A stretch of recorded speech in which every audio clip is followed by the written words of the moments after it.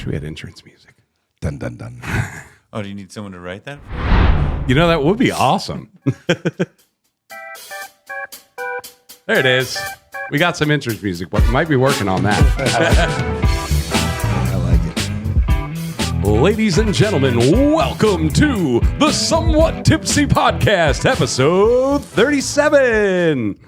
What are we going? I don't know. Sorry, I had to do it with the music. What was that? I don't know, but it Are we sounded going on WE or something? Or? I had to do it. The music, I felt it.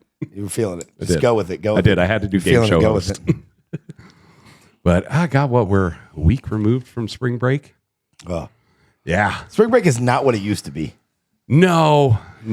How's it been for you out there at the Funky Elephant?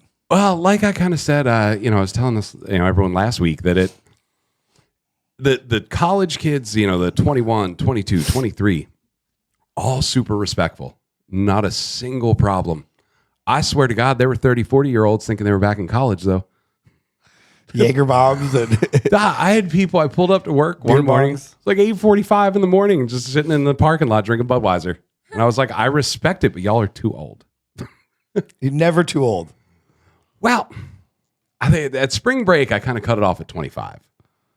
Really? Yeah. So 28, 30-year-olds can't go to spring break. I don't think so. I disagree. My moral compass says no. I will totally go to Cancun this year. I mean, I would go to Cancun, just not during spring break. I don't know. Why not? You're as old as you feel. Can't keep up anymore, man. I'm in bed by 10:30. But you got kids. Yeah. They're That's a the problem. lot. They are a lot. It's a full-time job in itself. It is. How was Daytona for spring break?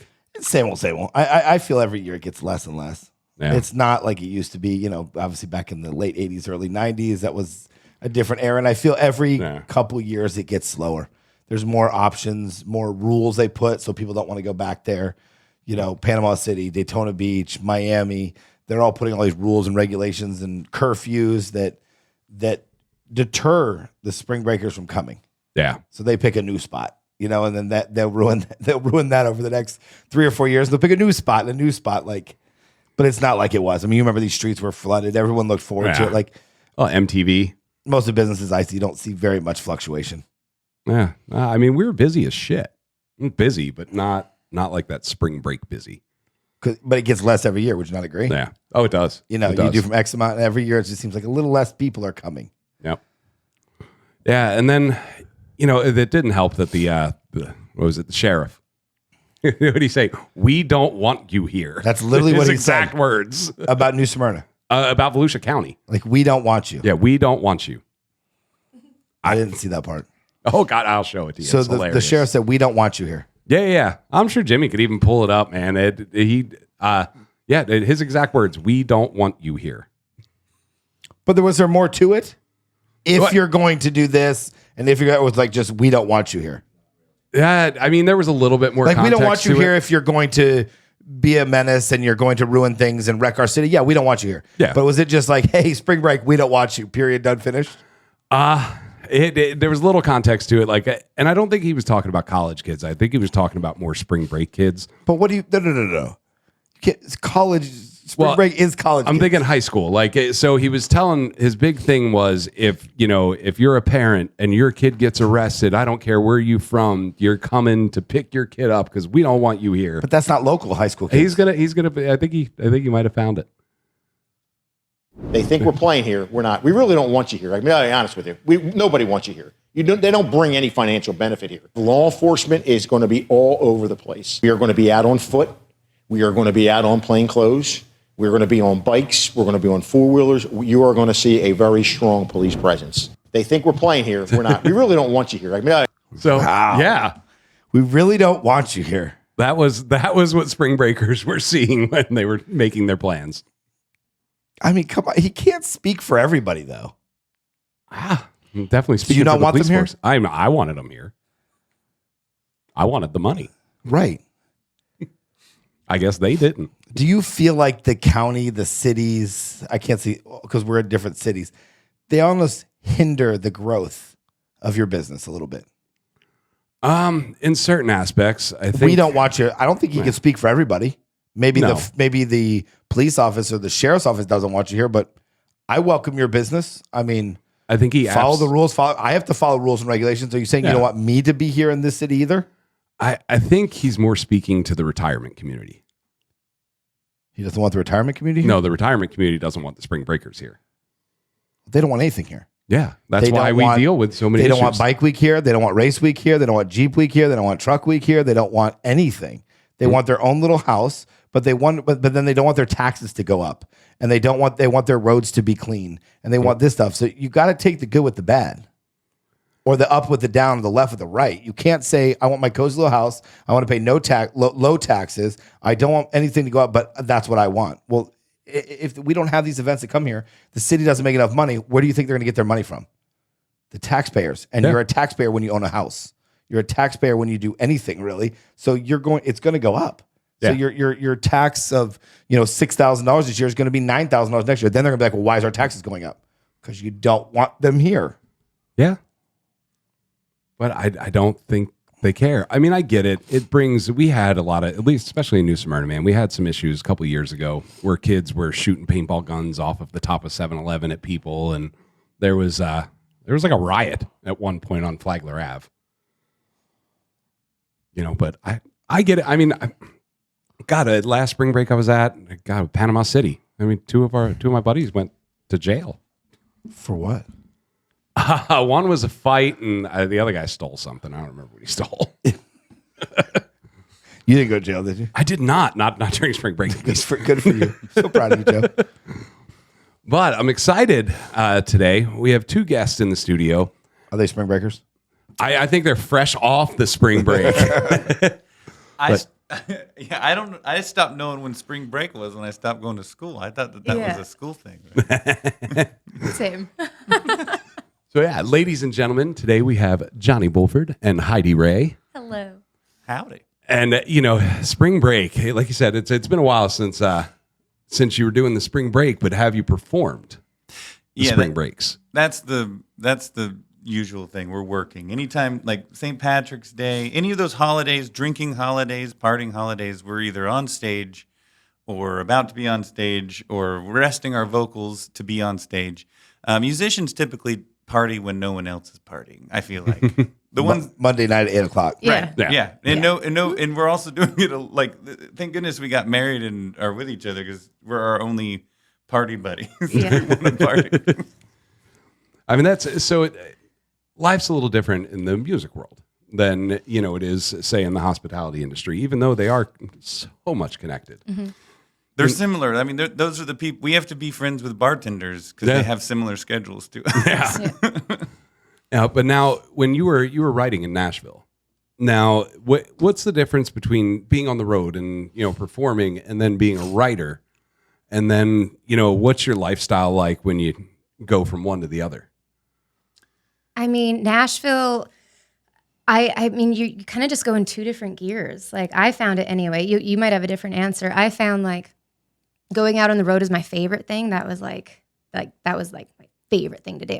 And so there'd be all this like preparation for it, and you pack and you go out and you play, and there's all this adrenaline, and then you come home and then you're like, oh, now there's bills and laundry, and then it's like, oh, and I have to go into work tomorrow at the office and do the less glamorous side of the job. Do you know what I mean? It's like and then it's kind of like you just put on a different hat and you kind of just have to switch gears. And I found it a little hard going back and forth, especially if the turnover was really quick. Like, you're gone all weekend and then you're back Monday through Thursday, and then gone all weekend and then back Monday through Thursday. That kind of cycle, it was like the flip flop was hard a little bit. I feel like for me, I was always missing the thing I wasn't doing, which is just like a human. That's just the condition, right? You're like the grass is always greener kind of thing. But I mean, the guys who are doing it right are the people who have the big record deal and the tour bus, and they get to do both. So when they're on the road, which I was this for a lot of artists, they bring their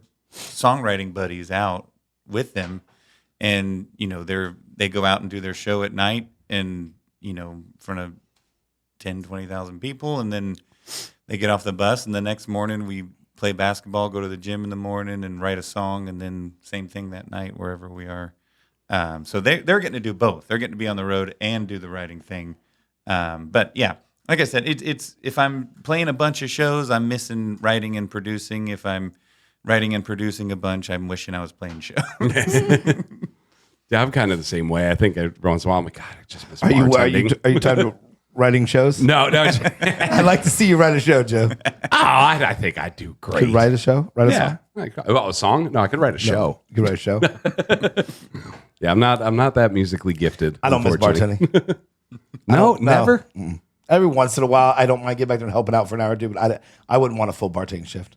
I agree. Like I don't miss that part of it. I don't want a full-time writing deal again. Yeah.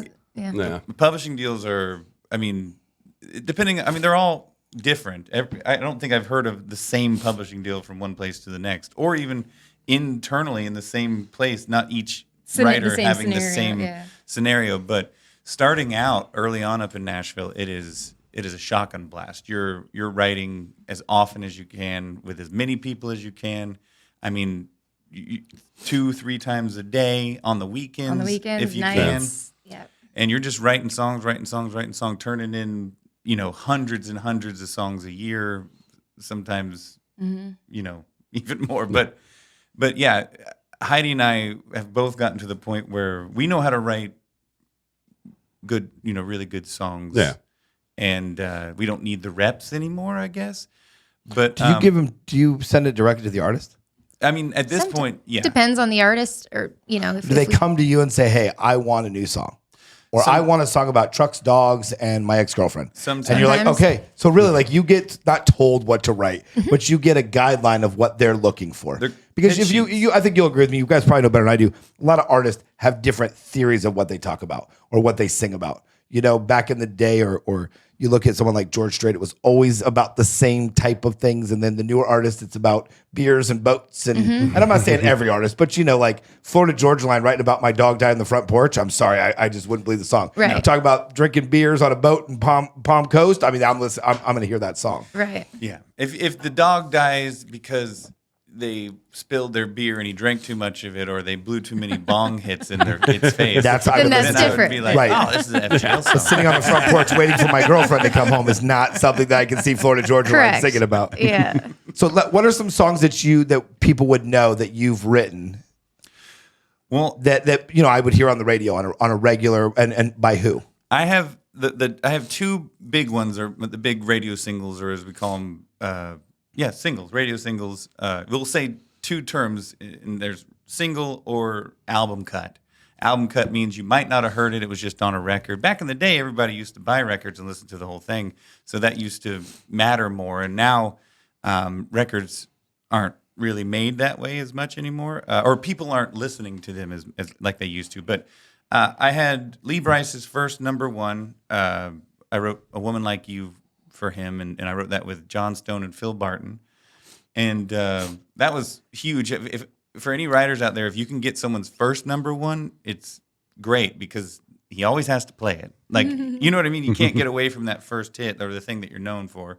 And they typically... Like Nelly and Country Grammar, right? Right. That was yours, right? Country Grammar was yours? That would be awesome.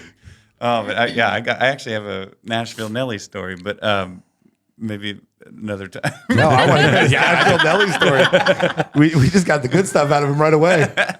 No, but yeah, Lee Brice, I wrote A Woman Like You for him, and then I wrote Lonely Eyes for Chris Young. Now, the Brice one, did he ask you? Did you just write it? He picked it. I want the fundamentals, like, of how it happened. Okay, I'll give you the full breakdown. So Chris Young is actually responsible for both situations in a way. I met Chris because we both have very involved and helpful mothers, right? So his mom, Mama Becky. So you both have momagers, is that what they call them? Yeah, I mean, we have.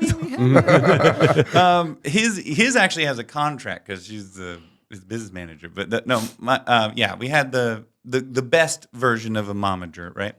And we met because I had just won a competition called the Colgate Country Showdown in Nashville, and then I was playing a show at the Hard Rock in downtown Nashville or something, and I came out, and my mom was talking to this lady, and they were chatting it up, and they were both bragging about their sons. And my mom, she was, well, my son just won, he just won the Coca Country Showdown, and Becky's like, well, my son it was during fanfare or CMA week or whatever they call it now, and she goes, well, my son has a signing booth at the convention center, and I was like, Mom, I think we're behind here. I think they're winning, but we were like, who's your son? And she's like, Chris Young, and we're like, oh, that's awesome, and she invited me to come play at his fan club party, and Chris.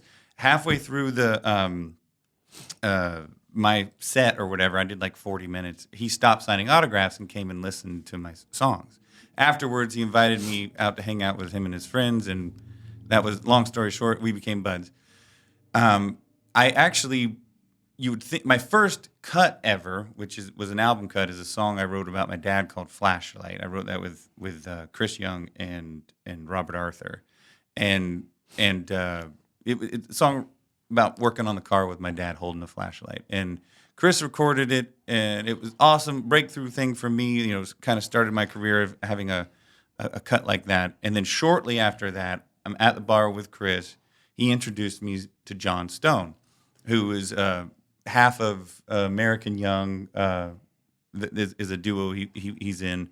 But great singer, songwriter, producer, all that stuff. And the way Nashville works is you'll run into people and they'll be like, like I used to keep a day open during the week in case I ran into somebody, who wanted to write. And this day wasn't intentionally open. It was actually only open because Phil Barton canceled on me the day before.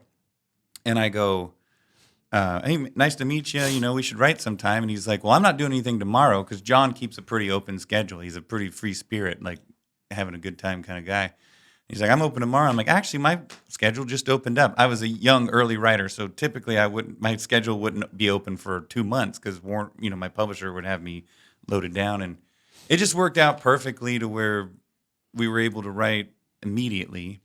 And Phil Barton got involved in the write because he actually wasn't supposed to be in the country, which I don't think he can get in trouble for this at all, especially now that he's got a hit song. He's and an paying American taxes. now. He's American now. He's actually supposed to be back in Australia. That's why he had to cancel. But the morning of this write, that just happened because Chris introduced me to John Stone, and I happened to have the day off. The morning of this write, Phil calls me and goes, hey, turns out I'm still in the country. Where are we writing today? And I go, dude, no, you canceled. Like I'm writing with this producer, like Lee Brice's producer. He's a songwriter, John Stone. I'm writing with him. And he goes, oh, really? He goes, where? And I go, well, at Warner, where I write. I wrote for Warner Brothers at the time.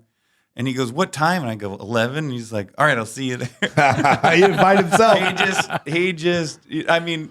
Are you glad he did? Well, yeah. I mean, I called him and I go, let me make sure it's fine. I called, it was fine. Anyways, we get into the room and it was an 8-hour day we got the first part of the song out really quickly. Like first verse and chorus just fell out almost immediately. And then the rest of it was, the choruses were different every time. So it took a long time to finish this song. Each chorus had to be better than the last. But you wrote it in 8 hours. In 8 hours, yeah. One song, 8 hours. Most writing sessions are 2 to 3 hours. And that's it. And the song's ready to go. Yeah, most people would have left, but we knew we had something great. So we stayed in the room, and by the time we finished, I mean, it does not happen this way. By the time we finished, we had no idea what we had. We knew it was good. That's why we were fighting for it, but we didn't know it was great necessarily. And, you got to sleep on things and then hear it the next day. Sometimes you wake up and you're like, wow, that's the worst thing I've ever written. And then 8 hours later, you're like, that sucks. It's terrible. So what happens next, though? Do you take this CD? Do you run down the lady at the front desk and give it to her and be like, this is the next hit? Or what happens? And I'm making a joke, obviously, but like... That is the thing, is there is no one way that it happens. I'll tell you the way this one happened was I couldn't get to the bar fast enough. Like it was an 8-hour day sitting in the room trying to hash out this song. So I went and hung out with some friends. Well, don't you have beer and liquor in the room while you're working? I don't partake during writes, and not a lot of writers do. I can just see pizza boxes and Jack Daniel bottles and Budweiser in every corner. You're thinking of? Am I just like thinking of movie? Like writing retreats or writing on the weekend? Like writing on a the writer's weekend, retreat. That's typical. That's what those are like. But everyday writing, you're usually trying to. It's coffee. It's everyone's coffee. got a pot of Coffee or going. Red Bull, and you're ready to go. Yeah. Yeah, and every now and then you'll work with a writer who likes to, hit his volcano vaporizer before he writes because he thinks it makes him better. And the truth is, I just have to wait 2 hours for him to come down to start making music. And, he's like, "Oh, this helps me think." I'm like, "No, it doesn't. I promise." Last time we were here, I mean, it might eventually, but I wish you would have Done it hit sooner. that thing 2 hours So ago. hit it at 8. We'll meet at 11. You'll be ready to go. I'm ready Now we can write. ready for your sparkiness, buddy. Let's go. But no, that by the time I got home from the bar that night, there was a version of Lee singing the song in my inbox, and I was like, "What?" And I call Stone, and I was like, "Dude, what's this?" He goes, "Oh, I played it for Lee. He loves it. We're cutting it for the record tomorrow." And I go, "Really?" So this is mind you, this is my first. The only other cut I've had before this was the cut I had with Chris, who's my buddy. So it was, and I wrote the song with him. So it wasn't even like a pitch situation. It was just, I wrote it with him. He loved it. He put it on the project. Do you write with a lot of the artists? I mean, would you say it's 50-50 or? Well, you got to remember, a lot of the artists that are big right now were just writers when they came up with me, like Morgan Wallen. Well, Lee had Garth Brooks cuts before he got a record 2 years deal. before A Woman Like You came out, he wrote More Than a Memory for Garth Brooks. He had Song of the Year before with Crazy Girl for Eli Young Band. So he was doing the writing thing. Not all artists do the writing thing. So would you say a lot of they make the songs and they go into themselves? They write and say, I'm going to take this song and write it, and they have the connections to say, let's put this out with a new artist? Or well, I mean, because it sounds like what you're saying is a lot of people will write for somebody else. It's an easy, not easy, but it's a good way to get your foot in the doors to get a publishing deal first. Yeah. Walking into Nashville and So being Lee like, Brice sings give me my a song I record made, deal. and then I get to be the next. I don't want to say Lee Brice, but I get to be the next. You might get a shot, or you get an eye on you. I mean, it also helps to be able to tour performing. I mean, Heidi and I still book shows off of those songs, just because I now as an artist can go play my original stuff, my album, and be like, and I also wrote this song for Lee Brice, and it gets you, it helps keep food on the table kind of thing too. But Thank you. yeah. But no, I mean, as far as the way that goes, it can happen a million different ways. Like I said, the way this particular song happened was it's called an outside cut. It means that the artist didn't write on the song, which So rare. Very rare. Only a writer like Lee Brice, he's a fantastic writer. Only someone with those chops would be able to recognize. Like, I didn't even know it was a hit after we wrote it, but he heard it and was like, "That's a big song," and that's just a testament to his knowledge of songwriting. But he had nothing to do with the song. He didn't write it, no. But it's still amazing that he would cut outside because he can write songs like A Woman Like You. So how many artists actually write their own songs? Would you say? I mean, I'm not going to pray everybody and start calling people out, but out of all the artists that you've dealt with over the years, how many would you say actually sit in or just take the song, sing it, and go this? More than ever. Because now more than ever. Yeah. Now more than ever, because labels started this thing called 360 deals back when they were trying to figure out how they were going to. Well, when Napster came and the money, all people started went away, stealing music, and streaming came in, the money all disappeared, and so the labels were like, "We got to get all the money for ourselves." So they started these 360 deals, meaning they take. From every degree, they take from the artist your merchandise, your tour, publishing. You got an endorsement. Oh, you got your. They take endorsements too. They can take a percentage of some anything. Deals are really bad. Some deals aren't so bad, but the 360 deal. I mean, it just essentially means they can recoup from 360 all the way around. They can recoup from any part of the artist making money. Ticket sales, merchandise. Guest speaking spots, anything they can. Yeah. So they own you basically. They I don't do. want to say they own you. That sounds really bad, but basically they own everything you do. They do. Yeah. Now, what is it? Why would I want to do that? What are they giving me a big signing up front, or are they making sure I make it big? They used to, like back in the 90s. Like, why am I going to give you a piece of all my pie if you're not going to promise me something? Give me something up front. Do I get a signing bonus? Are you guaranteed me to play in nowadays you give them a piece of the pie because they can make the pie bigger. They can make the pie. They can get you on terrestrial radio where. So you do it yourself. You make $10. You give it to them. You make $100. Right. As a stupid example, but right. So and then they only take a percentage, right? They take their $10, so you're still making $90. There you go. Yeah. But it's more like 50-50. Yeah. That ain't 360. That's like Early on, that's it's bad. 520. Yeah. What's this 520 deal going on here? Like I won't give away any circle names around. or any people or anything, but like I've known people who have been in bad deals who were very famous before they ever had their own $1 million. You know what I mean? Like you would go Very what? well known and Very well known, very famous, but they were still recouping, they were still paying off, and they sell it way after you would expect for them to be celebrating like their first $1 million in the bank is when they're celebrating it. And that's just because they were, they weren't able Paying to make off that much debt. money. Yeah. And there's whole some time. artists that never make any money. They never get out from under that debt. And They're big, but they never make it. Right. They The never label make money puts, big. a few $100,000 into them every year, constantly keeping them in the hole. Pays for the tour bus, pays for this, but they never make more than $300,000 a year. Yeah, so they're keeping up appearances, and they always kind of have a So I'm song or telling two you, on the radio. I've always called it but- Mr. Nashville, which doesn't exist, but I always say there's a Mr. Nashville. Yeah. He is like controls everything. the Oz. And I'm telling you, I when call him someone the starts wizard. when Yeah. someone starts creeping down, they're like, okay, grab this guy, put him to open up for him for the next year. That guy's going to go away, and then this guy's going to become the new Lee Brice or the new, next big star. There's someone moving the chess pieces, 100%, for sure. 100%. Yeah. I really see it, and they're amazing how they do it. I've seen somebody go from nothing. Hey, he's going to open up for Garth Brooks as an example. Garth Brooks will, not, for example, start fading away, and all of a sudden this guy becomes the next big thing. And Florida Georgia Line, for an example, who opened up for them for 4 months, 6 months, is now doing this, and it's like it's like a rotating thing that never goes away. You're right. Yeah. It is, and the new system is a little different than it ever was because they have more artists, more people come up and go so much faster now. Like They come up and go. yeah. There's one hit wonder, like Or couple even, hit wonders. Like there always even- been one hit wonders. I mean, look back. Yeah, there's but not- always been one hit wonders. if you look now, the radio, I don't there's even a know lot half that the you won't radio. hear them again. Or even things Yeah. like the television shows with when you add up American Idol and The Voice and X Factor and America's Got Talent and all that, and they're each putting out 2 seasons a year, and you're trying to recall all the winners. You know what I mean? And there's It's hard just to even remember. And then the TikTok stars, and I mean songs on radio at least they used to like debut at 80, and then the next week they were at 70. And then it was 65, and then 60, and now it's like they debut at 20, then they're at 5, 4, 3, 2, 1, then they're gone.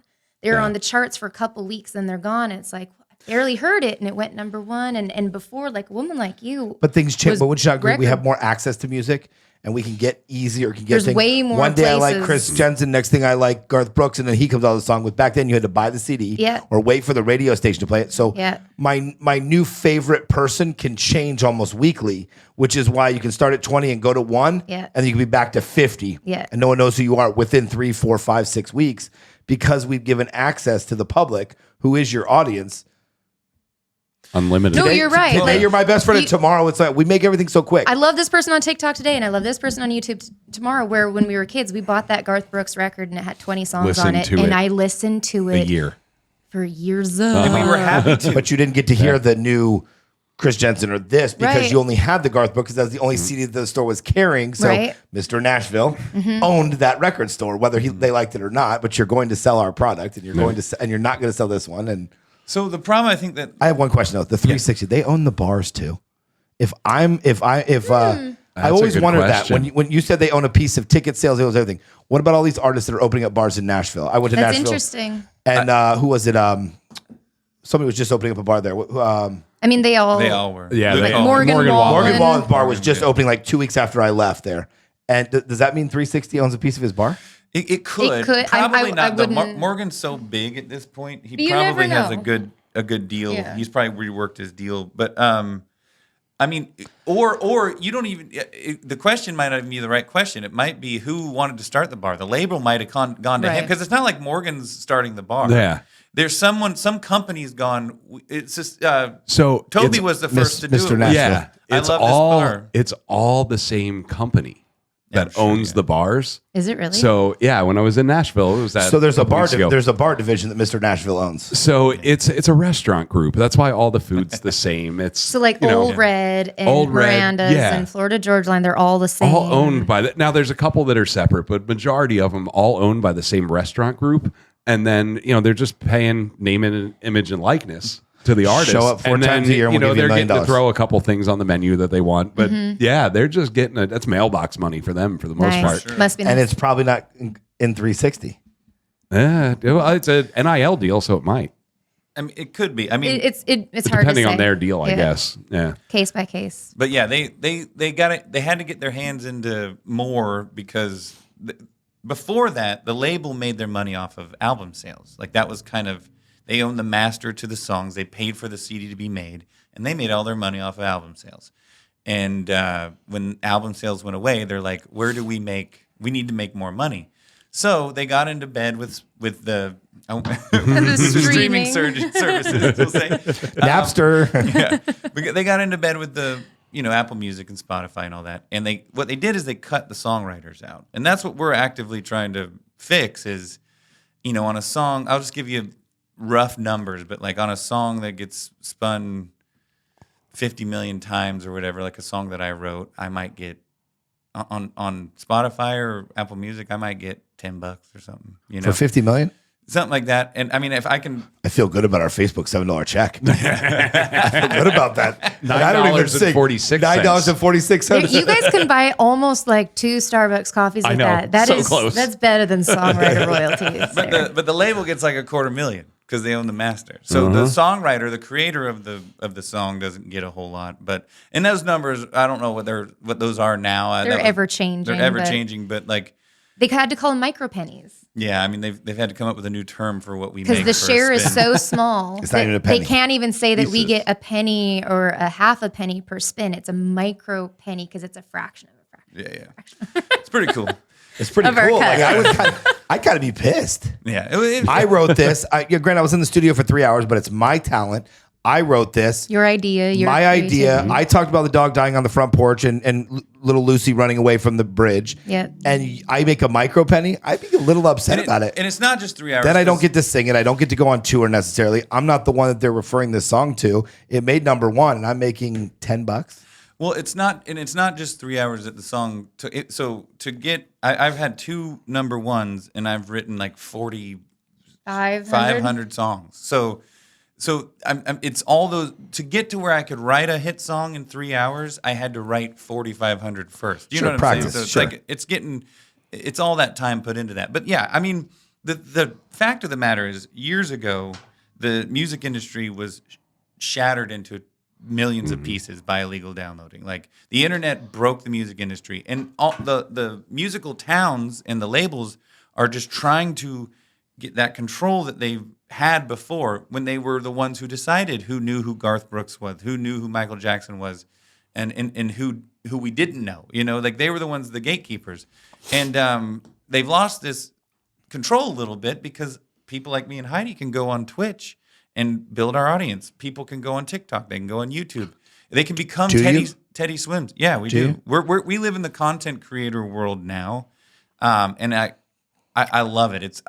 I would never trade my experience for anything, because to do what me and Heidi do now, we needed those 15 years in Nashville. We needed to learn all the stuff that we learned, and had to be quicker at writing, better at performing. All that learning the business and. Well, it was forged in competition, friendly, loving competition with our friends and peers in Nashville. Like when you're sitting there in Orlando, Florida, and you're one of the 3 guys, I think it was like me or 5 guys, let's say, but 3 of them would have been me, Michael Ray, and Jim Van Fleet, the weatherman for Fox 35. We were the 3 guys doing shows in Central Florida. And those we were. Michael Ray went on to do a little bit more, right? Yeah. Michael went on. It was funny. I wrote for Warner Brothers when he showed up to Nashville. He signed to Warner Brothers as an artist, and I was like, dude, it's good to see you. Yeah, when you're comparing yourself to 2 other people, it's one thing. When you go to Nashville and every great artist from their hometown is also there, then it's a little different. You gotta try harder. Yeah, like when the waitress that's bringing you your meal sets it down and is like, "There you go," and she's like, "Oh," and you're like, "Oh," and you can sing better than everyone here. Yeah. Okay, everywhere you go, everyone's trying to do the same thing. So why not put something together that's like a large conglomerate website or something where they can get all these musics that aren't sung by people, because some people are reaching out differently. They don't want the big stuff. Like, how do we take those 4,500 songs, put them out there where people want to hear them? Well, you guys know this as podcasters. You run into copyright issues horribly. Like when we can't even monetize, like a video of our Twitch stream is not monetizable because there's too many. I'm playing a bunch of cover songs. Well, even if you were to cover A Woman Like You that you wrote on YouTube, we would get a DMCA strike and copyright strike. But on something could that sing you on wrote, there, and I'd be fine. Well, because I wrote it with two other people, But he doesn't own. There's multiple publishers involved. There's a label that owns the master, and so it's not just like he needs his co-writer's verbal approval. Yeah, it goes through many different things, and it would get stricken or whatever. We'd get and it would be non-monetizable. Yeah, we wouldn't be able even to make though any he money created it. Yeah. So it's kind of like I would make a portion of it. A little bit, but it would get pulled, and the money would go towards the label, towards the publishing companies, towards the but it would get split up. And you get that micro penny. You get that micro penny. Oh, that damn micro penny. But now you see the appeal. I'm upset about that micro penny. I really don't like that. Shouldn't have told you about the I gotta micro call penny. Mr. Nashville when we get out of here, and I'm gonna talk to him about this micro penny shit. But now you see the appeal, though, of owning everything yourself. So nowadays, what the internet took away from us, it also gave us something pretty cool. I can now learn how to be an audio engineer. Also, the toys. Which he has and has been a great audio engineer. Well, the toys that you get are we like Jimmy. They're all affordable. The toys are affordable. Like setting everything up for a stream, an internet stream, is all very doable now. So with the internet, Heidi and I have fans in Japan. We have tons of fans in Europe and Australia and all over the world, and we get to see them twice a week on our stream and hang out with them. I mean, you can't really put a tour together that way because there's like 10 people in this part of Australia and 100 people over here. But it'd be a long way to go to Japan to see but our a digital concert works. concerts work. It's a micro fan. And now some people don't want to consume music in that way. Some people like to consume music live. I totally get that. I mean, They like music live.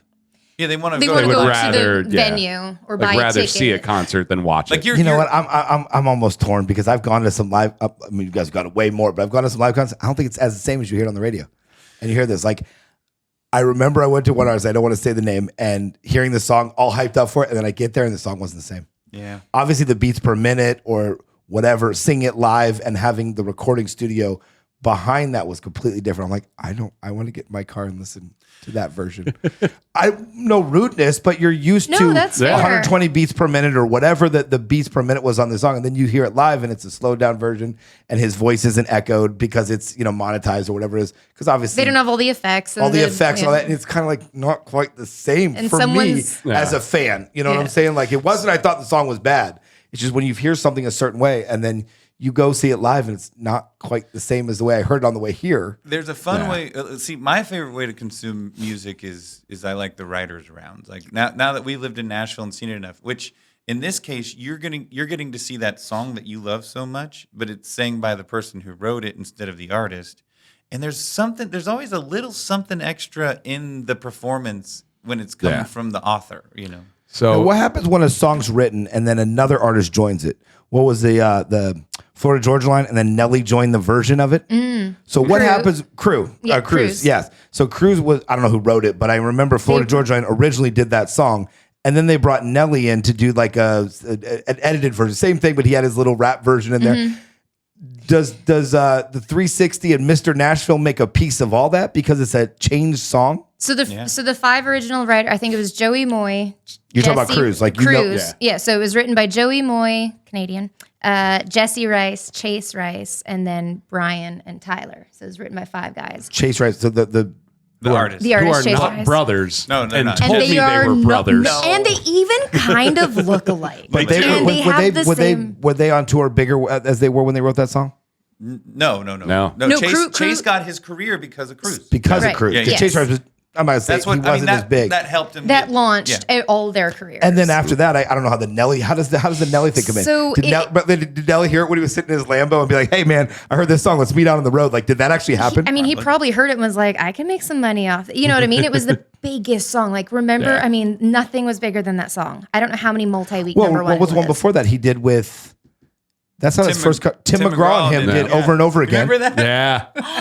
That was bigger. That was Over and awesome. over again was big. So Then he was did- already doing stuff Yeah. like that. What a, Yeah. and I give him a little credit because he took a hip hop artist that he has and started putting himself in the country. Do you remember that song was number one on the country artist and number one on the hip hop? Hip-hop. I mean, that's brilliant. I mean, that's pretty darn good. It did a That if lot- did he have to join 360? I mean, I'm curious. Like, Well, it depends on who wrote it. If you got his phone number? Can we call him right here on the phone? You got Nelly? We can call him. it depends on what part you're talking about, because you're talking about writers and then artists and then labels and publishing companies. That's all different pies that they're pulling Yeah. from. So there's, writers, we don't get anything from like ticket sales and merch sales and stuff like that. But Why not? Can we put? I mean, not. We, unless, but Well, unless how do you the put merch, that in It's there? all the negotiation of the contract. Sometimes we do with the merch, like if the merch or the title of the tour is our song title. So, like, But- Blake Shelton's bar is titled Old Red. So I'm assuming whoever wrote Old Red is probably getting But probably maybe. not. Probably not. You don't though. even think? No, I don't think so. I don't know. I'd have to look into it. But probably that doesn't. I mean, that makes sense. But I don't think that makes way too much sense for That's me. true. Sorry, I just had a logical I feel like thought. once you write the song and it gets put in that secretary's hand, it's gone. I mean, I hate to Kinda say that. is. Like, it's your Yeah. song. It's You turned wrote in. it. And all of a sudden, you walk down the lady and hand him this tape. I'm obviously joking, but you hand this tape to somebody, like, that's done. It's Yeah. somebody else's song. Well- and the micro pennies start coming in. But, like, I think it's unfair. I really think it's unfair that you spent the time, 4,500 songs, learning countless hours of pizza and beer at 11 o'clock at night trying to get through to the next song. And then this song gets handed over. And, all right, thanks. See you later. Bye. When's the next one come out? Well, Am I looking at this wrong? Or are you telling me I'm wrong? you're actually I'm just sorry. bringing- Like, No, you just described 15 years of our I'm life. kind of pissed. I'm It trying kind not of to cry. pisses me I'm trying off not to because, like, cry. Yeah. sorry, not quite what I wanted on the show. You got it. Should You we got it change the perfectly. subject? How's the weather, guys? Should we change the subject pretty quickly? But that shit pisses me off that, like, you guys are the creative artist, and then this person sings the song, and Mr. Nashville and 360 and 920 and 480 get all their parts and go, hey, Well, it's here's your like- 3 cents. Like, It's like what Johnny said, what the internet took, though, it's given us things. It's given But us then the it- ability to have, so now we can do our independent artist stuff where we are in I don't have complete to- control. I don't have to We live in own- Nashville. I can We live don't have to here. live in Nashville. We have complete control over everything that we create. And once it's created, we completely own it. So we don't need anyone's approval or permission. No one's DMCA striking us. No one's, saying, hey, I own a piece of that. You can't do that. So, I mean, Because back in the day, a talented songwriter could only make money in the music towns. You had to go to LA or New York Right. or but things are forever Nashville. changing. Like I said, Now everything's you ever can be a changing. talented songwriter and never even visit. Now, one of you those can Oh, I sing think that song. Corona changed that. Now, can you sing Well, that? Can yeah. you sing that With song? If Zoom. I booked you for a gig, could you sing that song? Yeah. oh, he sings it every day. And Yeah. could you I could did, you like- could you say it was your song? I'm just trying to understand. Yeah. Like, you could be at my Oh, bar. I own the song. It's still like, mine. like you can sing something like, I wrote this for Yes. Lee Brice, and there's no legality. I'm No. not going to get pennies taken from me. No one's calling my phone at 3 o'clock going, did he say this? Like, you can actually commit to that song. So I still own the song. In fact, when you write a song, we have right of refusal, which means I can tell an artist they can't sing it until it's released. So now that Lee has released it, they still have to pay me to use it, but I can't tell them they can't sing it, if that makes sense. So initially, before it gets released, we have right of refusal. So you can be like, you know what? I changed my mind. Don't sing that song. It's my well, song. me, I But that had would it. kind of ruin a Well, yeah, relationship. why would I- and Yeah. Yeah, why would that I do would that? kind of be like, all right, well, you know what? F you, buddy, and thanks for your time. can burn bridges that way for Congratulations with your dog died in the front porch song, and we're never going to talk again. So And it bridges- doesn't make much sense to do that. Bridges have been burned. Like, I don't know all the details, but I know that with what was the Keith Urban and Sam Hunt song, "Drunk on" or no, "Hotel" or no, what was their I don't They were- remember them doing a song Cop together. Car? Task car. Yeah, cop Oh, car. Cop yeah, Car. yeah. Yes. Yeah. So that song, Sam Hunt wrote it. Sam wrote it. He realized he was getting a deal and was gonna, he wanted it, so Wanted he it for tried his- to yeah. take it back from Keith Keith Urban? Urban, who had already cut it for a record. And it was And like, he has the right to do that, right? I mean, Once it's cut- was it once it's cut or once though? I mean, so it was a very weird gray area. Anyways, there was a little bit of like, I mean, it wasn't a big deal, but there was a little bit of like, hey man, come on, just let me have it back. I'm gonna have a deal. And Keith's like, I already recorded, that kind of thing.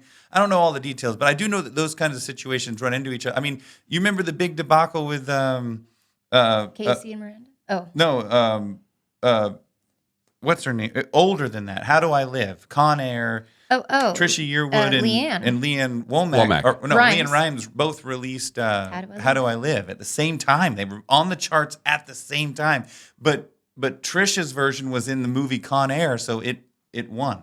Now, you know who else won? The Songwriters. They had two artists, two viable so they were artists getting double paid. fighting each other up the charts. No, same artist or different artists? Different Two different artists. Two Same people song. saying Same song. Yeah. Wait. One person made the song.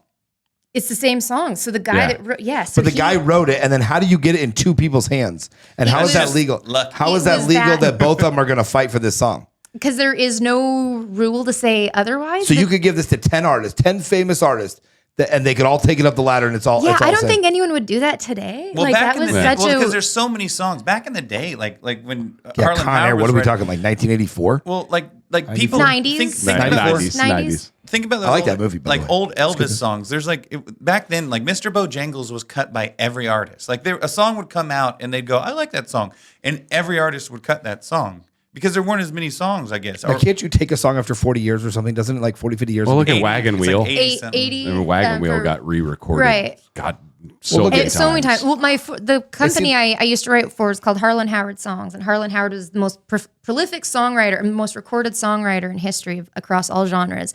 He had over 70 songs recorded just by Waylon Jennings alone. Like, I've only had like 10 songs total recorded by other artists. You know what I mean? Yeah. He had 70 just by one artist, you know? And he wrote Crazy, made famous by, or not Crazy, sorry, I Fall to Pieces, by Patsy Cline, but was recorded by like Elvis did it, Willie Nelson. Like everyone recorded I do you Fall to keep Pieces. making It's it? been Do you keep recorded making that song? thousands of times, and whoever owns that copyright, my publisher, They're that, getting paid. yeah, But do you get paid from that? Or the artist, the person who wrote the song? whoever wrote it will forever, Each Yeah. person that sings it. yes. Yeah, we still own. Like I said, we still own those. When does songs. it become back to the public? Because you hear these people like, That's public Domain, It's I like think is 80 years something or years.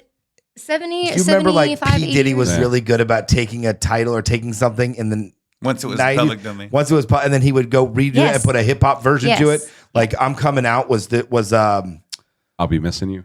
I'll Be Missing. All those were old songs, but they weren't 80 years ago, bro. Those were Like, not. don't 80 quote me on this, but I don't think P. Diddy is a very upstanding gentleman. No. God. What, the 1,000 baby think oils or he's- whatever got you off on that one? I don't think he was Hey, doing it have you, legally. have you ever been to a P. Diddy party? Ain't no party like a Diddy party.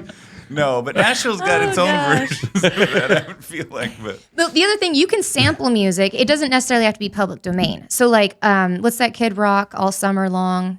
oh yeah, that's Sweet Home Summer Long, Alabama. yeah. See, that's called a And sample. Werewolves of London. So, yeah, so that wasn't. That's not Both public domain. That's not old enough to be. But he sampled it. So he used the melody and some of the lyrics, and he used it in his original song. And that's so it's okay. No, he just so pays the he rights. has Yeah, to you just just pay pay it out. off. So instead of So it he just goes being, around and goes, here's 10 grand. Well, let me ask you, what's something like that cost? it depends on how What do you much was think used. it cost? What do you think it cost? Some of the song, if you sample enough of the song, I've heard them getting 100% of the songwriter royalties.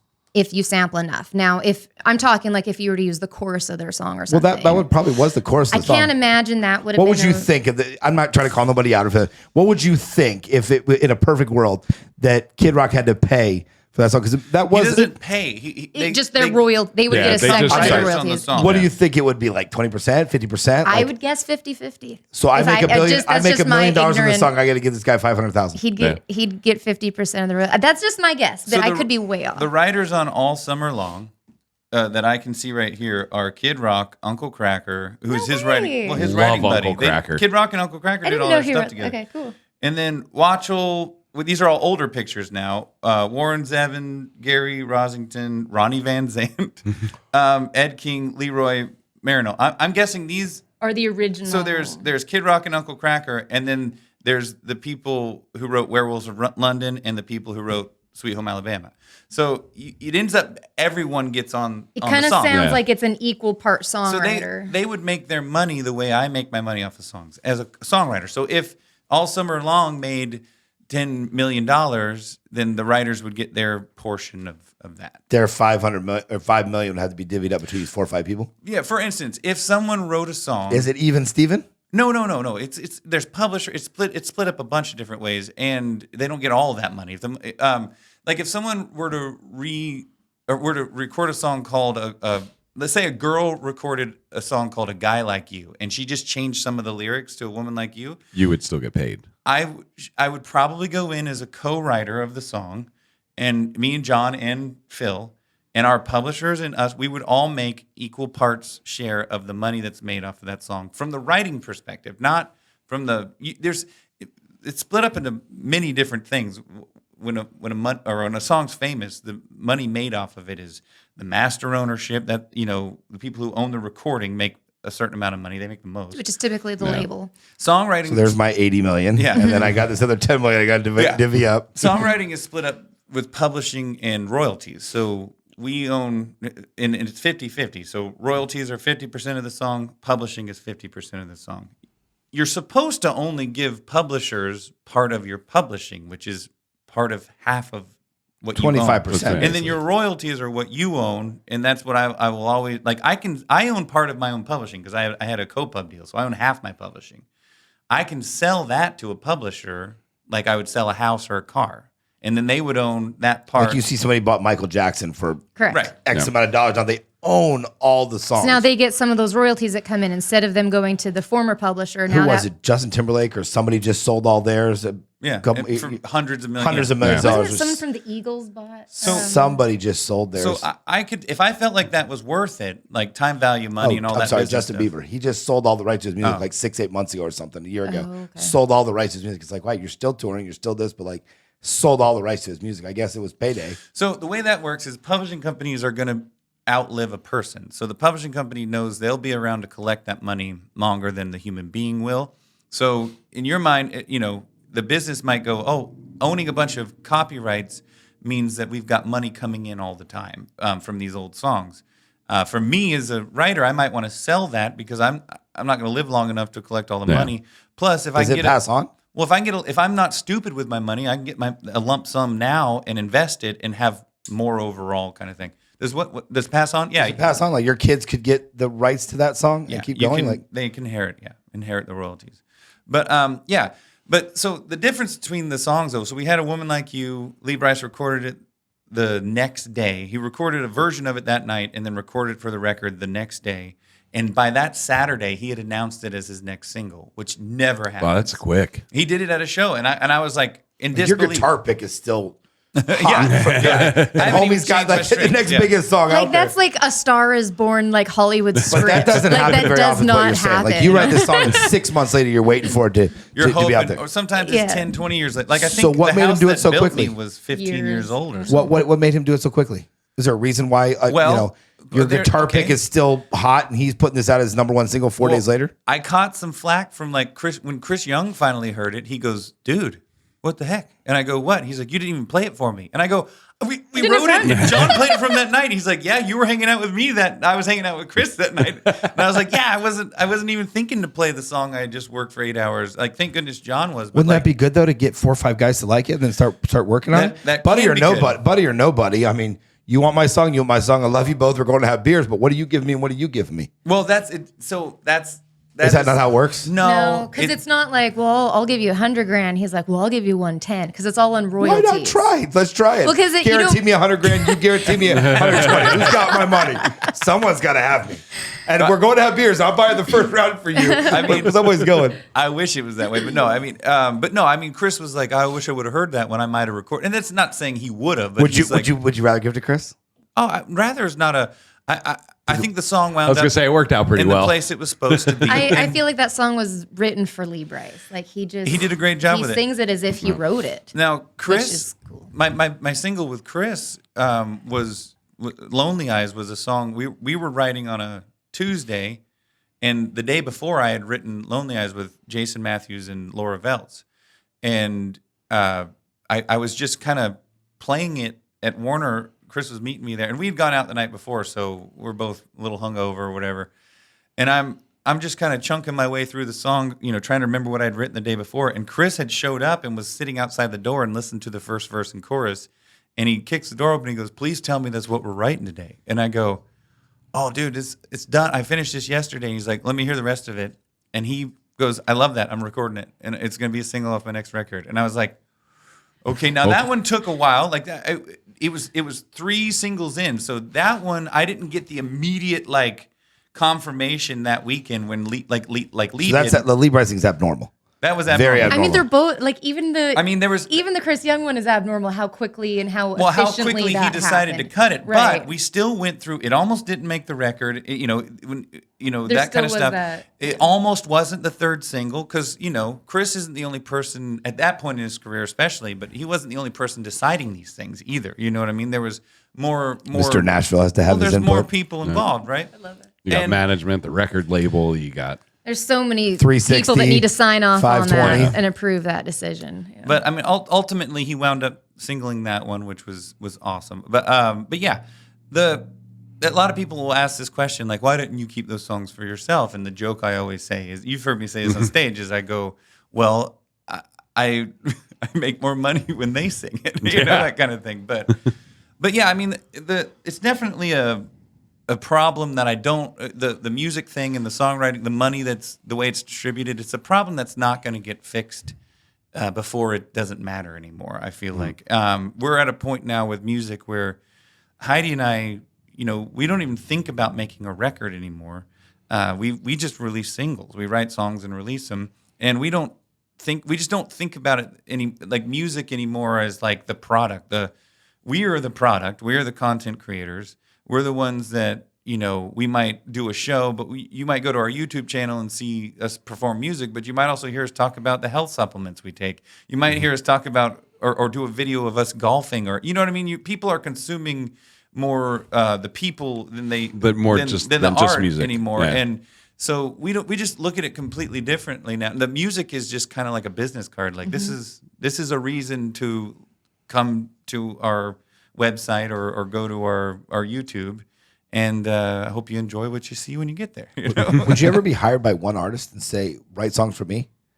Actually, Chris Young signed me to a publishing deal. The last publishing deal, Like, I want all your songs, everything you write for me. I want 5 number ones a year. I mean, I know that you can't promise that, but like, doesn't that, to me, that seems like, hey, if I'm putting out this music, you want me, I'm a hot commodity in the world of writing songs and putting them on charts. So hire me. So that's kind of Employ where me. Give me more percentage. I ain't taking micro pennies. I at least want a penny. You know what I'm saying? Like Not the whole penny. That's kind of where things wound up. So once one. again, because back when there was plenty of money, I'll give you an idea. So on a number one song for one of mine, let's say I made $250,000 for that initial bump, right? And then you continue to get a little royalty payments forever. But let's say that was the bump that year. I made $250,000.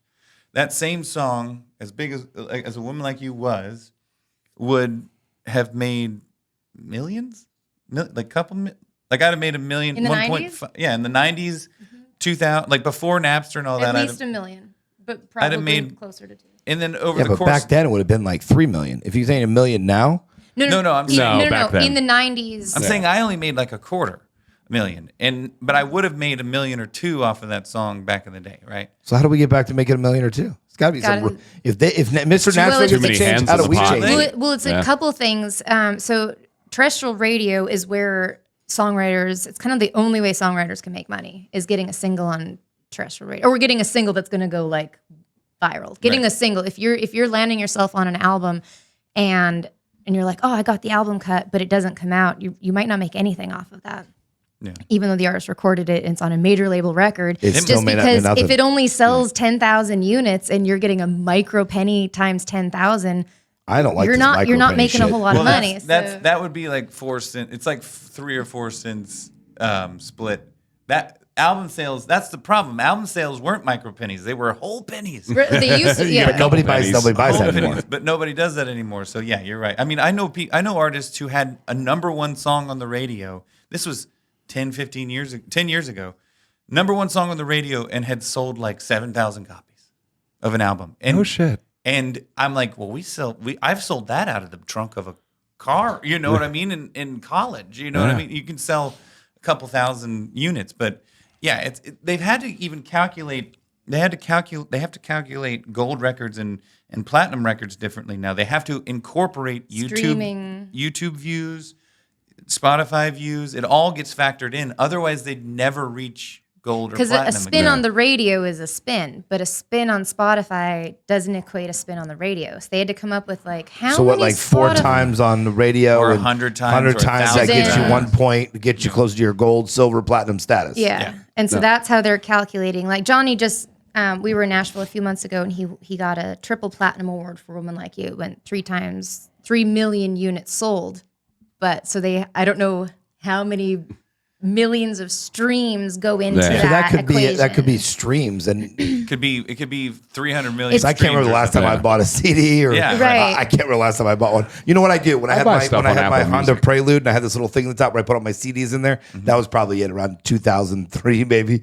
Yeah. But I mean, no, we haven't bought it, so they have to format a different way to calculate that. Totally, or it would never be achieved again. Right. But yeah, I mean, it's completely different. So the 2 songs that I've had in my career are completely different. The stories I've heard from other people are completely different. Like Wyatt Durrett famously wrote all of Zac Brown's number ones. He also wrote "Beautiful Crazy" for Luke Combs.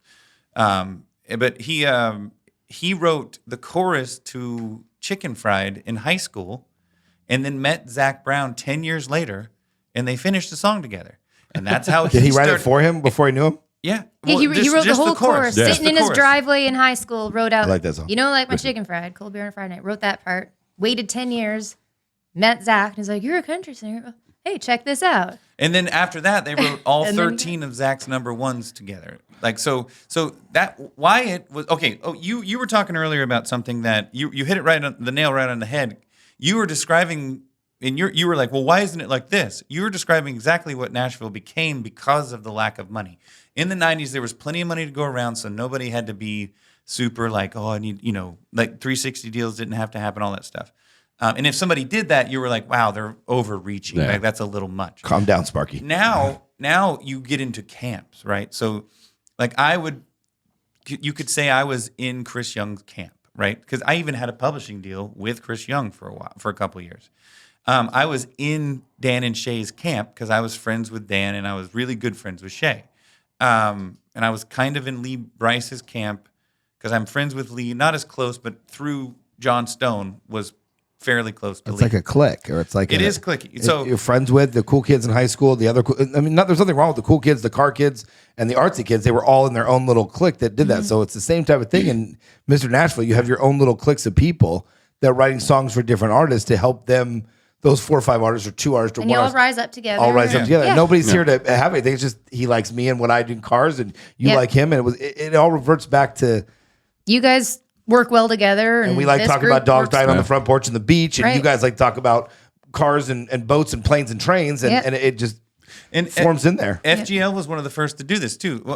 So what an artist will do is they'll go, okay, because when I first got to Nashville, there's thousands of writers making money, and when I was with 16, signed publishing deals, making money, having thousands, and now there's hundreds, a couple, 300, 250. There was I less than remember- 300 when we left. I remember Key West Songwriters Festival, and we're going back 2009, 2008, and a lot of the songwriters, because there's, a ton of songwriters are there. A lot of them were making good money. Yeah. And I talk to, songwriters now that were, in Key West, and a lot of the songwriters that were, that would have been making money before aren't making that much anymore now. And it's all on YouTube streams. It's all on streaming their own stuff. That's why a lot of people have done what Heidi and I have done. We have now this ability, this talent that we've curated over, 12 years in Nashville, that we're like, well, it's just much more valuable elsewhere than in Nashville. We can go out,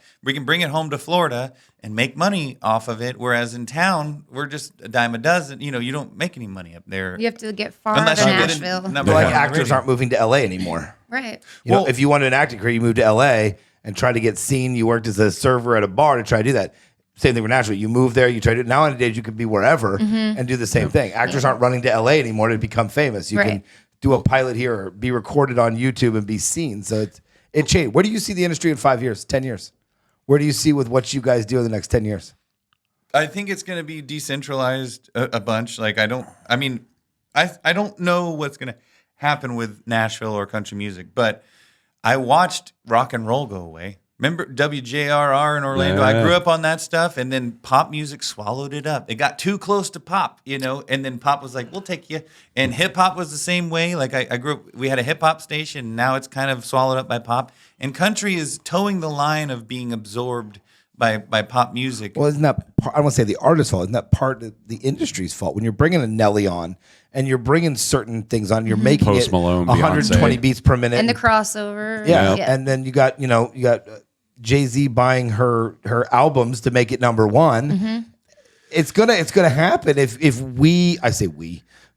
they keep allowing it. Mr. Nashville keeps allowing it.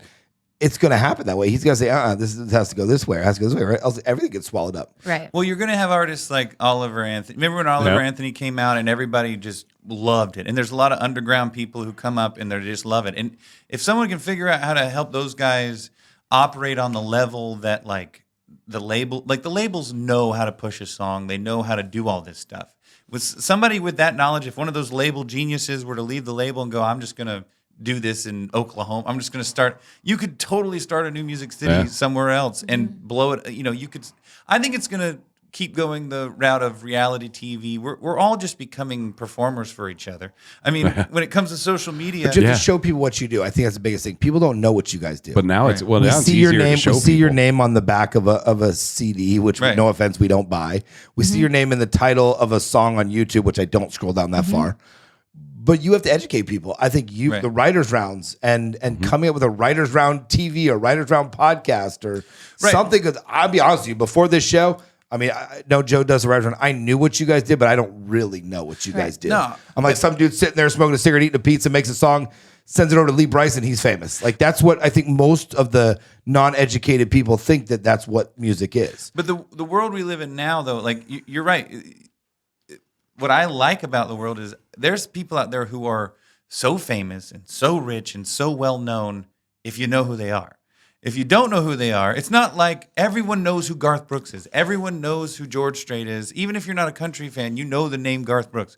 Everyone knows who Michael Jackson was. I don't think that's going to be the case forever. I think it's now gotten to the point that it's all very cliquey and underground, and you can there's enough people in the country, there's enough people in the world to where you can carve your own little career out. And yes, maybe no one in Washington will ever know who I am. YouTube made this possible. YouTube, you could be a nobody and throw dirt at somebody, and all of a sudden you're famous on YouTube and you're boxing Mike Tyson, and you come up with an energy bar and you're a nobody with no talent really, except for fake boxing matches that didn't fucking happen. Wait, how do you feel was- about This this? is a whole nother episode. You wonder why we don't have 8 more minutes. But he's a nobody that does nothing, and he's famous and rich, and everybody watches YouTube, and everything he does gets millions of clicks. He makes millions of dollars, and he's never done real talent. Right. Well, I'd never done real talent. I'd never heard the name until they were like, well, he's fighting Mike Tyson. And I was like, what who? name are you talking about? I didn't say So I the name. never heard the name. And then I realized that he has tens of millions of followers and he's a massive thing, but I'm not in that world. So he's the biggest thing ever. And there's like what Johnny said, you can be the biggest thing ever in so many different areas and different platforms. And I do see like that's where music is going. It's Are there more into the writers- podcast. Are there writers for hip hop and are there writers for rock? Oh, yeah. There's writers for every industry. Yeah. Why don't all y'all get together? We do. Get a hip hop do. artist together. They do. I'm just saying I don't know this. I mean, but So a friend of ours, Micah Carter, he was just in a Lil Wayne camp, and he was writing with Lil Wayne. Yeah. So I've worked with a lot of, like Ross Golan is a big pop writer. I've worked with him. A lot of LA times writers. LA, because I wrote for Warner Brothers. So there was New York division, there was LA, and we would go on retreats with each other and they'd pair us up. Usually they would, with Nashville, they liked our lyrics. We were the lyricists, and they had the cool production and melody stuff. And you collaborate and come up with stuff. But yeah, you talked about something a second ago that made me think of, what makes me sad about this situation is you're talking about Jake Paul, right?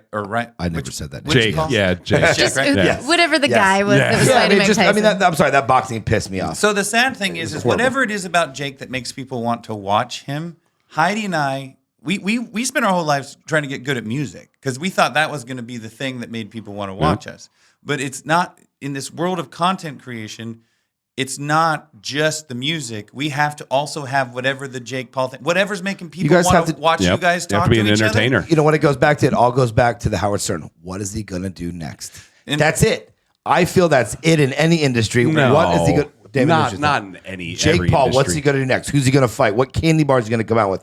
What is he going to pay $1 million to sit in a car for His 3 brother years? Logan has the candy bar. You understand what I'm talking about? you're getting too Twitter. But the they sad thing want to is- see. I don't like him. I don't think he does anything. But I do kind of want to see what he does next. Because it's entertaining. It's entertaining, right? So you it's got to be reality. less. I hate to say this, guys. You got to be less musicians and more entertainers. Well, no, we are doing. I mean, I that. hate to they're say doing that. it No, now. that is. We're doing- but the sad thing is in Nashville, some of the most talented writers that have ever walked the face of the earth don't have that part of their personality, because a lot of them are tortured. A lot of them have an issue with this kind of thing. Like they wouldn't be able to have a conversation with you. That's what our world's turning to. You have to be an entertainer, not a musician. I know. I mean, look how famous he is and how much YouTube and also, and he doesn't do anything. Yeah. I mean, he boxed was, I think, the first thing he actually. I mean, correct me if I'm wrong. Do you know how they got famous? No.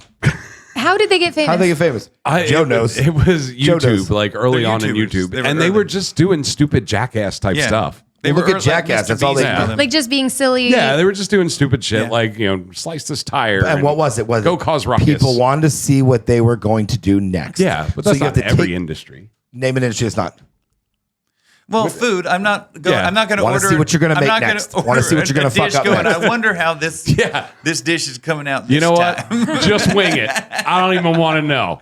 Just throw You it to me. understand what I'm saying. I know what you mean. And that leads to my next question. What do you feel about these? I get a lot of emails as running bars, and I get these emails from people. Yeah, we've got Bob Smith, Nashville recording artist. I write back, and I wrote back one time. This guy caught me, and I hope I'm not offending anybody in this room. I wrote back, I go, just because you wrote a fucking song in Toby Keith's studio does not make you anything except it. I said, I drove around the car on the track, a NASCAR doesn't make me a fucking NASCAR Right. driver. It's I so- cannot stand when I get that thing. It's like, that means nothing to me. And I hope I'm not insulting you're you guys. not, because- that really upsets me because that means nothing. Like, If you have $1,000, anyone in the world can be a national Nashville recording recording artist. you know what I said that to All somebody. you need to do is go, can I rent this vocal booth for an hour? Where did that become famous? And that's all guys you have need to do. You've got the emails. I'm Jeremy Miller. I'm a Nashville recording artist. And I'm thinking, You know why? Because bars started promoting Nashville recording artists, and then people are like, "Oh, well, I mean, that's you're a me." Nashville. Well, I record if I songs. saw you as a More Nashville money. recording artist, that makes sense. You are a Nashville recording artist. Yeah. But some guy that rented Toby Keith's studio for 3 hours for $3,000 does not anything. Look, and it's went a there for the spectrum. weekend to record their song and and left. paid for everything, Isn't- right? You are I drove around the track in a NASCAR that doesn't make me a fucking NASCAR driver. It's okay, a spectrum before. I'm still Jeremy, the guy at the bar. Okay, sorry. It's I a- want to be Mr. Nashville, but it ain't gonna happen right It's now. for sure a spectrum, because there's different. Like Heidi's more of a Nashville recording artist than I am, because Heidi has had a record deal. She's released songs on the radio. They've charted. She had a top. She's had legit songs. Had a #1 in the UK. I am not a Nashville recording artist like that. I have recorded records in Nashville, but not to the level she has.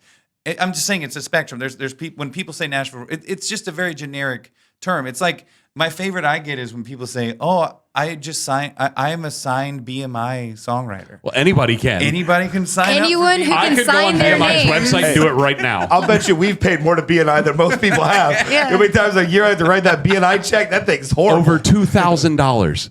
BMI makes over $2,000 from I just every gotta be our- place that does live Well, music. if it makes Every you, year, if that's it what makes your you feel license is? better, it's not It's a going lot. to the right place. No. We're not- Yeah, we're yeah. not No, I getting- know it's Everyone not. feel good now? Your money is not going. You didn't get a micro cent of that bad boy? I mean, I did. Probably. You did. Don't even lie. We got a micro penny from that. Thank you, guys. No shit. Had it out with ASCAP like 4 or 5 years ago. Because they send the letters like, you need to pay us. We're suing you. So, We're going to shut down your place. I'm like, oh, bring the Nashville recording artist with you when you come too. We'll make a fucking party out of this. They will sue though.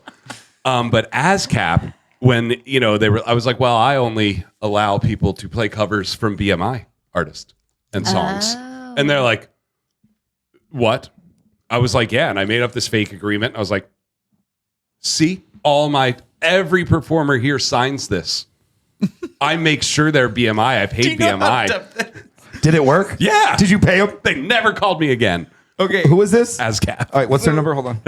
So here's the thing. So There I can't play at your shows anymore. There are 3 PROs on a woman like you.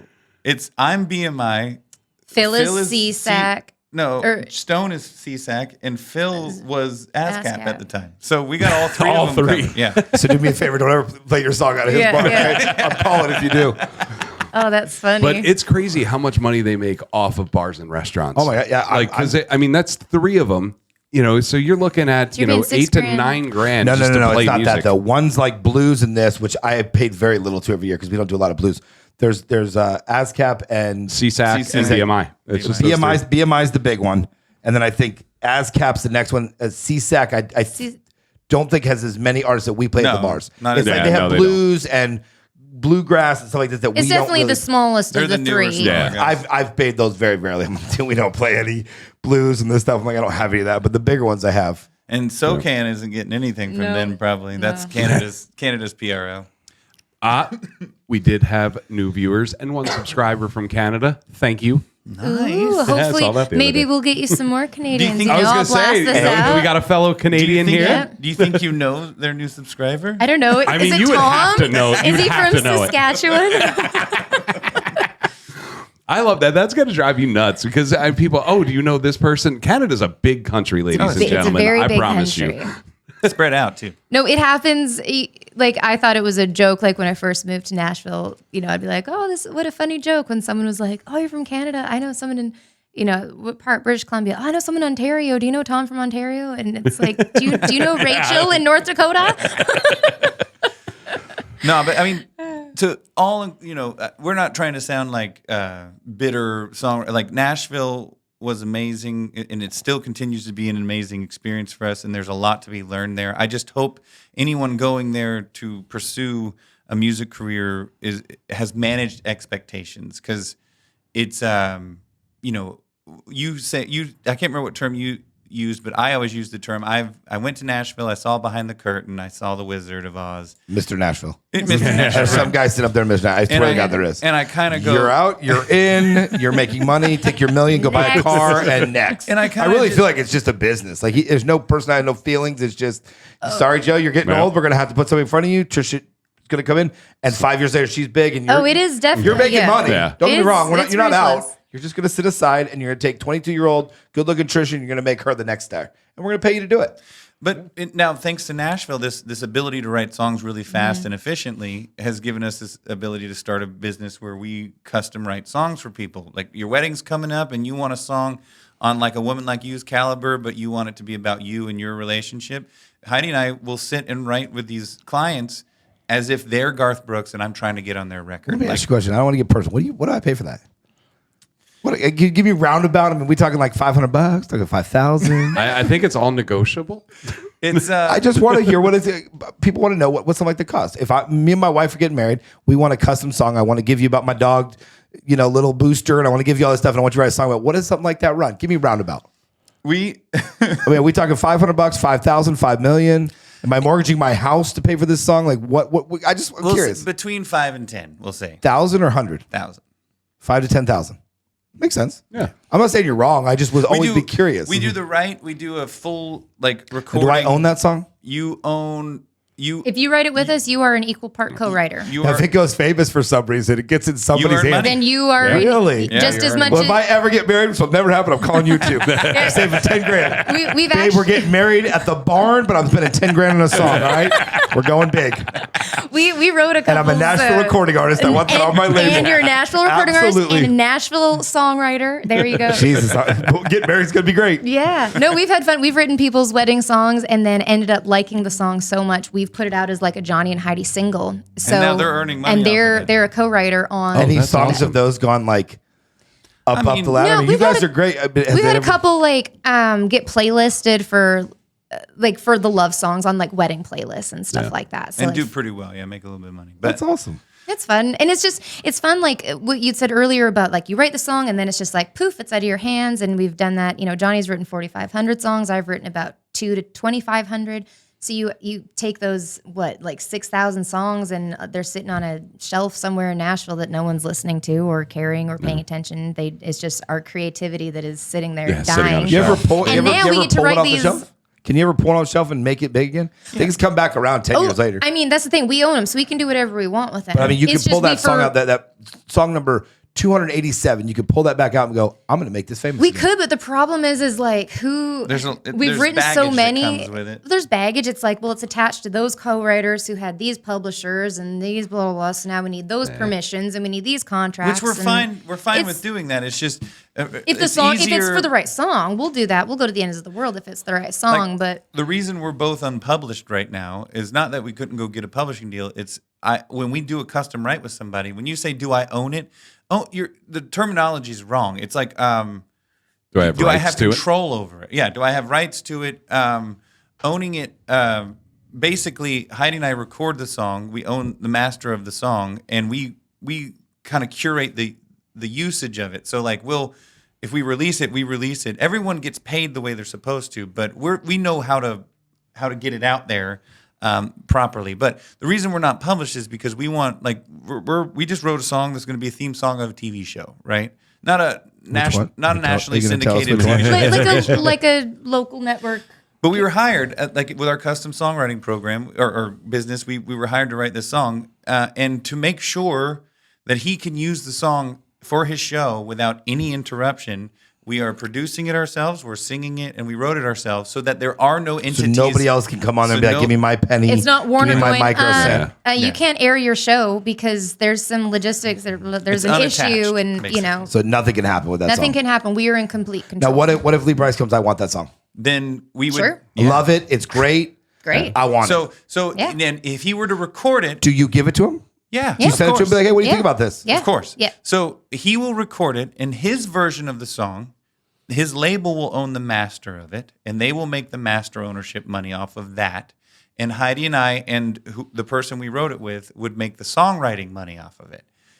It's not as much as the master ownership, but we would still make. If it was a radio single, we'd make some money. But if it was a radio single, if it was an album cut, we would make some money. Unless it was written like the problem with the whole legal side of all this is super confusing. But the problem when she says an album cut doesn't make a lot of money, it doesn't make enough money to recoup. So that's the other messed up thing about songwriting is we're not paid to be songwriters. We are given an advance that is fully recoupable.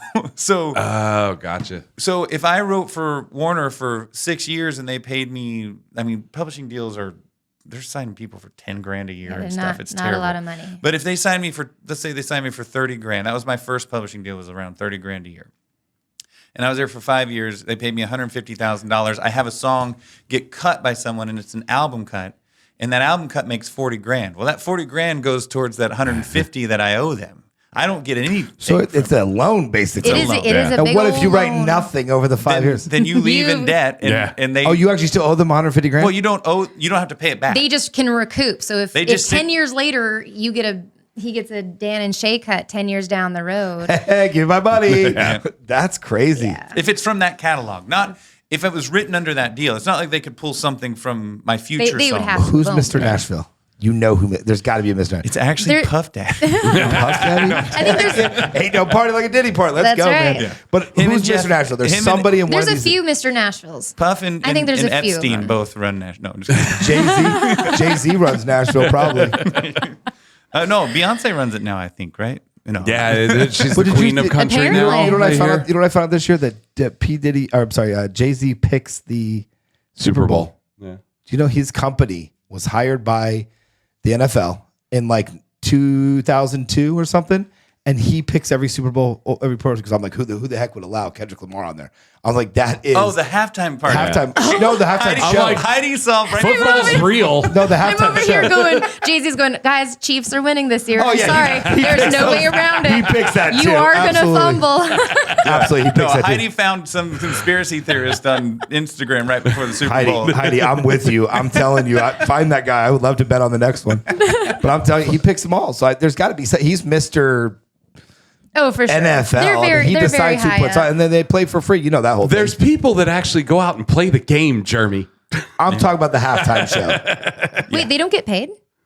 The halftime show now. No, they actually pay. They end up actually paying pay. a lot Yeah, of they money. pay it. Your stock goes up if you really. I Yeah. looked into it because I was really curious about like why would you not pick Lil Wayne? That New Orleans is Lil Wayne's town. Why would you pick Kendrick Lamar? No problem with Kendrick Lamar. I actually like the song. Why would you pick Kendrick Lamar over Lil Wayne? That's his town. He deserves the halftime. Never been on it. And I started looking into it, and Jay-Z for the music Jay-Z's industry, company man. picked, and no one gets paid. Nobody gets paid. They fly you and your crew in. So let's say you're a 30-man crew. Your 30-man crew, they put you up in hotels, transportation, flights. So let's say it cost $1 million probably to move everybody. That's all they pay. Every artist plays for free, but your stock goes up because now you're Apple Music and all this. Yeah. And people want to see what's going on next. So you actually make money in stock, but they don't pay you $5 million to play for 44 minutes. It's one of the few gigs that you do want to do for exposure. Yeah, that's an exposure gig. Look how he changed. I think he changed the halftime, and he has the control of whatever he has, from rock to this, and he can make somebody big. Got to do the same thing. I don't know. We got to figure out the songwriters. I can't wait for the Netflix documentary. I'll watch it. Oh, it's coming. So with you guys writing all these custom songs, I'm sure there's going to be listeners that want to know how they reach out to you. Ooh, we are super easy to find. We are the only Johnny and Heidi out there. So across the board for socials, we're Johnny and Heidi. And then our email is thejohnnyandheidishow@gmail.com. All right. Or just johnnyandheidi.com. There's a button, like a contact button. That's probably easier. Because I know there's people going to be like, man, I want that. It's so much fun. We really enjoy it. And, we are coming up on time here. Yeah. We do, to finish our show, we do a segment called Come On, Karen. Come on, Karen. Come on, Karen. Okay. So people send us random reviews, 1-star reviews that they've gotten from either their restaurant or there. And a couple weeks ago, we got one from a place in Wisconsin called The Drunk Uncle. And I am just such a big fan of the owner of this bar. Never met him. I want to. And because he responds. So I'm picking one from The Drunk Uncle in Wisconsin. So he fires back. It is absolutely hilarious. I think I sent you a couple of them. Yeah, I was reading them. And so this segment is called Come On, Karen. Come on, Karen. I love it. All right, so Are we supposed to say come on? Here goes Karen, Joe's after stripper we- voice right here. Go ahead, Joe. it's my stripper In a voice. land far, far away. Oh, that's movie voice. Too bad the bartender couldn't guide us on which beer to drink according to our taste. She kept stating, I don't know anything about these beers. We left and paid for 2 full beers. Didn't catch her name, but she was a blonde, petite young lady with long hair, Bucks jersey. It was not a good experience. So, all right, the bartender didn't know shit about the beer. It probably just a pretty blonde that, is serving beer. And, there are a lot of beers. It all depends on how many beers this place has on tap. I don't know. But I love the owner because he responds and he loves it. I think he gets excited by it. So the Drunk Uncle says, thanks for stopping in. But we can't memorize every beer on tap when we get 20 new ones every week. We sell a lot of beer. We always have our menu on the wall, along with having it online for everyone that's always updated immediately when we add or run out or something. Stop in next time and ask for Neil. And your first one is on me. We can talk about beer, pro wrestling, and the stupid things we have in our vending machines. Oh, well, is this a common thing when you run in restaurants? I mean, to get some, because what a useless, it'd be one thing if they're like, I pulled a Band-Aid out of my burger. I'd be like, okay, write a review. People love writing reviews. But the bartender not being able to recommend beer for their palate is a 1-star review.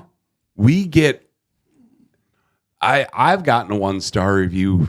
God, I don't even remember what restaurant it was at. We closed at 2:00. We got a 1-star review. Yeah. We have to close at 2:00. They were mad that we closed at 2:00. I don't even know how to respond to that. I wouldn't open up a half an hour early 1-star review. What was it? I wouldn't open up a half an hour early. You wouldn't start your business hours early. Yeah, they came, knocked on the door, and then were pissed when I told them we weren't open yet. See, and I won't stay open past 2, and they were upset. Karen. So I hope people read reviews too, because just looking at the stars is terrible. We learned this shopping on Amazon that sometimes the person buying the product is just dumb. You know what I mean? Yes. Like you'll get, and they'll be like, "Oh, this product is garbage. It doesn't work." And you look at their picture of it, and I'm like, "Oh, you put it together wrong. I can see that you did it wrong." And that's why we say, "Come on, Karen." Come on, Karen. Yeah. Right? Because the person doesn't understand why. The person with the 1-star review is like, why can't you open early for me? Because I'm special and this is my world and you're just living in it. Yeah. Oh, that's funny. I mean, it happens all the time. And the 1-star reviews, they play such a big role. Oh, that drops the average so much. And people look, and because you wouldn't open early, they might not go because they didn't look at the review. They didn't read it. They just looked at the rating and was like, I might not go that's there. Mr. Google. Because Google is supposed to be search engines, and now all of a sudden we're getting Google reviews, and Google's telling us where to go. And if you pay Google, you'll be more up on their list. So just like Mr. Nashville, there's Mr. Google. Yeah, we learned that recently when we were looking for restaurants, and I'm like standing outside a restaurant and on Google Maps, and I'm like, it's not even on here. But the one next to it, they paid for promotion. Theirs pops up. Well, they'll tell you flat out. You pay, we'll put you higher. Man, flat out, they'll just tell you. You pay us, you advertise with us, we will put you higher. You'll get more customers. I know that's true because I know that you can pay Google for different things because apparently there's only one bridge that gets to New Smyrna, right? He's like, shut up. He's shut like, up, cut shut that up, out. shut up. Cut this We gotta edit this podcast. Only one bridge. There is only one bridge. What are you talking about? Only one bridge. I appreciate y'all coming on at Johnny and Heidi on all your socials. Same with Twitch too? Yes. So check out their Twitch, Instagram, Facebook. And then if you're looking for a song that you would like these two wonderful songwriters to write, hit them up. And we will see you. Oh, yeah, you forgot. You got to check us out on our Instagram, Facebook, TikTok, Spotify, YouTube. Bam! X. X. You always forget X. Always forget the Always X. forget X. Every time. Jesus. I'll try and remember next week, y'all. Later.